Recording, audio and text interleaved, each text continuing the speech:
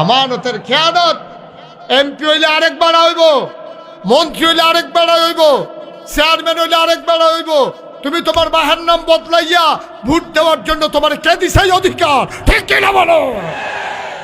তুমি আমানতের খেয়ানত করেছো। তুমি নিজের নাম বাপের নাম বদলাইছো। তুমি কত বড় নিমক খারাপ। তোমার জন্মের ব্যাপারে তুমি প্রশ্ন সৃষ্টি করছো, কেউ সৃষ্টি করে নাই। তোমারটা তুমি সৃষ্টি করছো। অহন যদি কেউ জিগায়, ও তুমি যে দুইবার দুই বাপের নাম কইলা, আসলে কার? এটা জিগাইলে কি তা কইবেন আপনি? আসলে তুমি কার ফুত? এটা জিজ্ঞেস করলে কি অন্যায় হবে? তুমি নিজের মুখে দুইবার দুই বাপের নাম কইছো, নিজেই তো কইছো তুমি, কেউ কয় নাই তো তোমারে। আমরা এলাকার ভাটোরার মহিলারা বোধহয় কইতে আছে, দর্শে আজ বেড়াইতে বেরিয়ে বালা এ বেরি জামের নাম বদলাইয়া ভোট দিয়েছে না।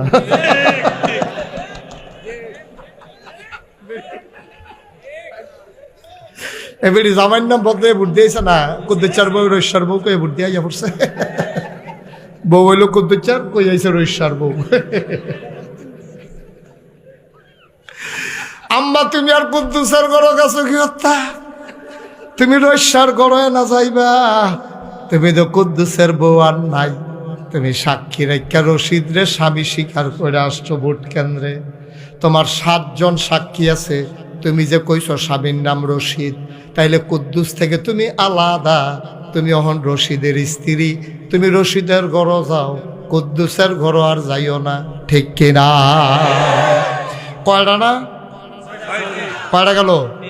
3। 1 নম্বরে, 2 নম্বরে, 3 নম্বরে লজ্জাস্থান হেফাজত করা 4 নম্বর।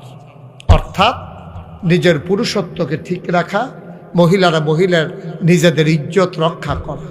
আল্লাহর নবী বলেন, যে 2টা জিনিসের আমানতদারি আমার থেকে নেবে, তার 2 ঠোঁটের মাঝখান আর 2 পায়ের মাঝখান, অর্থাৎ যে মুখটারে ঠিক রাখতে পারবে, মিথ্যা বলবে না, আমানতের খেয়ানত করবে না, আর অবৈধ মেলামেশা করবে না, অবৈধ কাজ করবে না, এই মানুষটার জান্নাতের জিম্মাদারি আমার নবী।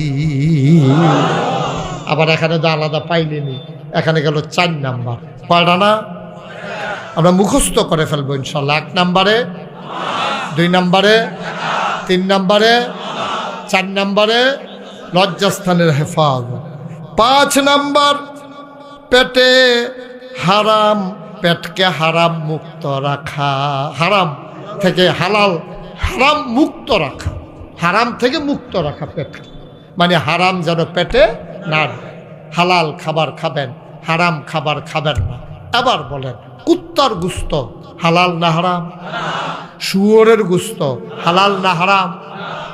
একটা ছাগল একবারে মারা যাইতেছে, এই ছাগলটারে বুষ্টি বাজারও জব করলে গুস্ত টানাটানি লেগে যায়, 1 কেজি গুস্ত 1200-1300 বেচা হয়।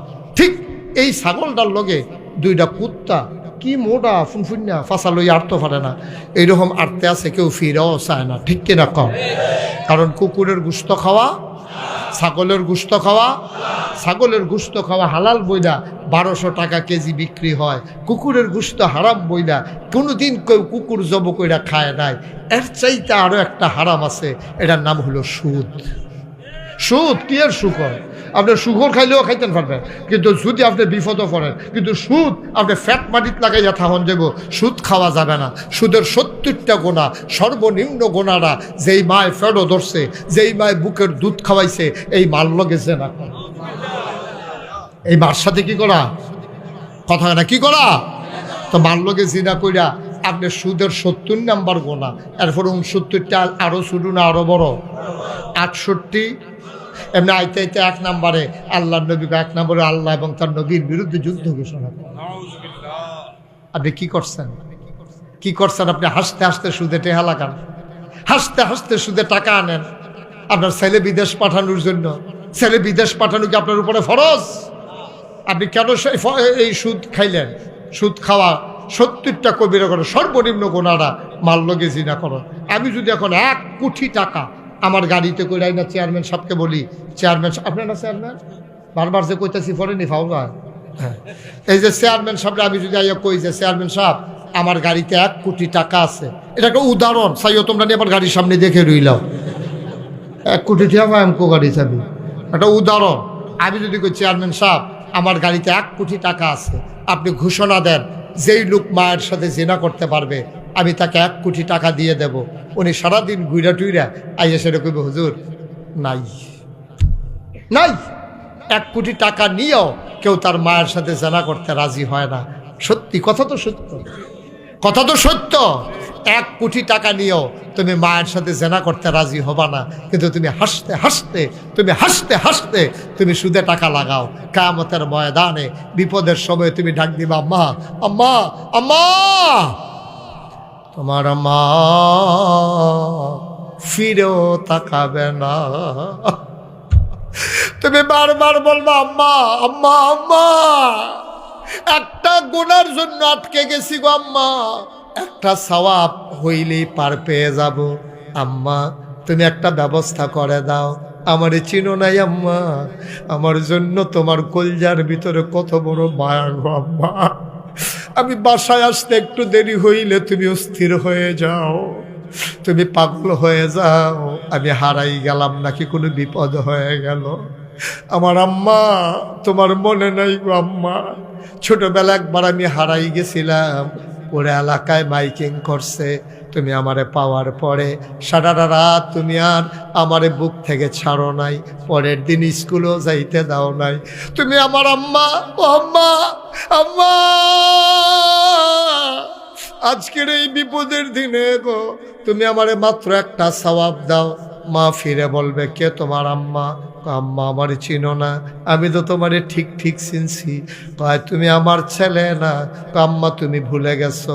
কয় না না না, তুমি যদি আমার ছেলে হইতা, নাগাইশের পীর সাহেব হুজুর এত করে বুঝাইয়া বলল, পরের দিন তুমি আবার সুদে টাকা লাগাইয়া আমি মায়ের সাথে জিনা করতে পারতা না। তুমি এখন মা ডাকো, হুজুর বলে নাই, হুজুর বলে নাই সুদ খাওয়া মানে মায়ের লোকে জানা করা। তুমি যাই না শুনি তো পরের দিন সুদে টাকা লাগাইছো। এখন আম্মাটা কোন মুখে, আমি কি তোমার মা আছি? ভাটনার মুসলমান, মুশতাক ফৈজি যদি কোনোদিন তোমাদের কাছে না আসে, যদি কোনোদিন আর তোমাদেরকে না ডাকে, মনে রাখবা আমি এসেছিলাম, মনে রাখবা কথা কয়টা বলে গেলাম, আমল কইরা চইল। 6 নম্বরে যে জিনিসটা, ওটা হলো জবানের হেফাজত। কথায় কথায় মানুষকে গালাগালি করা যাবে না, জবানের কথা দিয়া কাউকে কষ্ট দেওয়া যাবে না। এই জবান দিয়েছেন আল্লাহ, এই জবান আল্লাহ ছাড়া আর কারো পথে ব্যবহার করা যাবে না, ঠিক কিনা?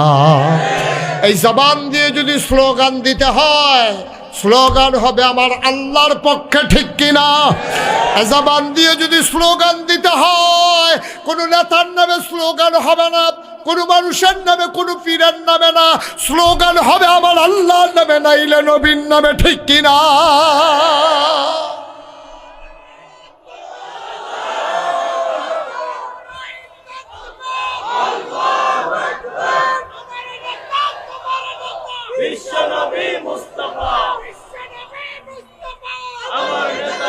বন্ধুরা আমার, ভাইরা আমার, তাইলে 6টা জিনিস আমরা পেয়ে গেলাম। কঠিন কিছু না ভাই, 6টা জিনিস যদি তুমি আমানত রাখতে পারো নবীজির কাছে, নবীজি কয় আমি জামানত নিয়ে নিলাম তোমার জান্নাতের।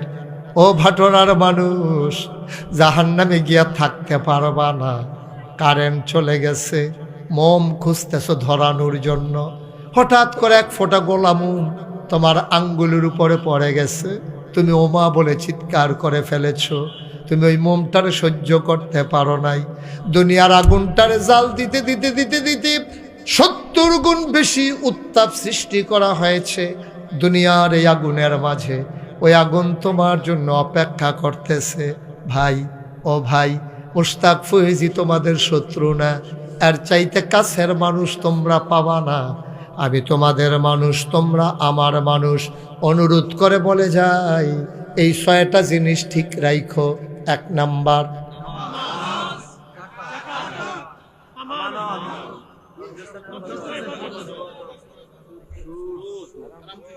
জবান থেকে হেফাজত, হারাম খাবার থেকে, সুদ না, শুধু সুদ না, সুদ ছাড়াও আর হারাম আছে। মানুষের সম্পদ চুরি করার,